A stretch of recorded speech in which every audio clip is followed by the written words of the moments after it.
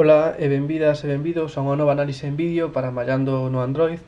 Temos hoxe aquí connosco a primeira tablet Android que saliu ao mercado, a Galaxy Tab de 7 polgadas, que os que levades máis tempo seguíndonos, pois lembraredes que se presentou no pasado Simo Network de outubro de 2010.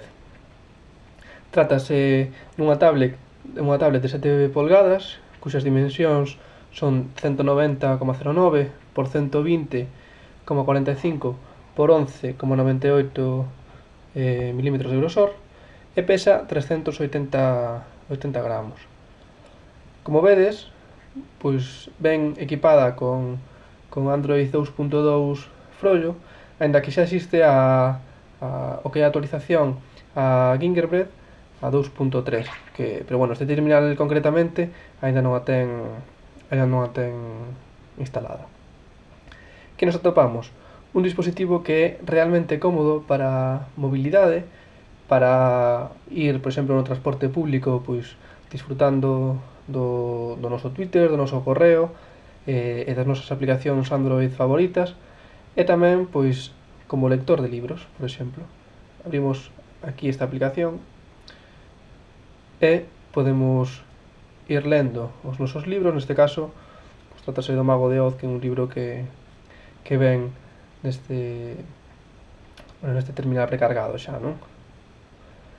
Tamén notamos que este dispositivo é moi cómodo para a multimedia. Por exemplo, se abrimos un vídeo de YouTube, vamos a cargar este que temos aquí xa medio aberto. Ao ser unha pantalla tan grande, certo que a reproducción é moi cómoda.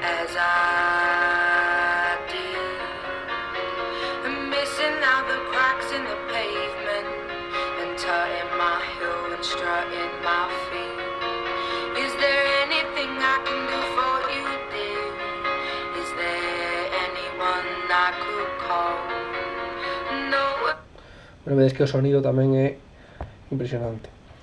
Pero que ten esta tablet que a fai diferente de outras tablets que temos agora, por exemplo as que teñen Honeycomb?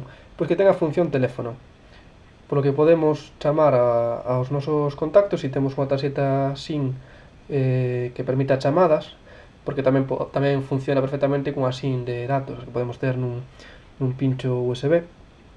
Pero se temos unha tarxeta SIM completa, pois podemos realmente ter un teléfono como extra.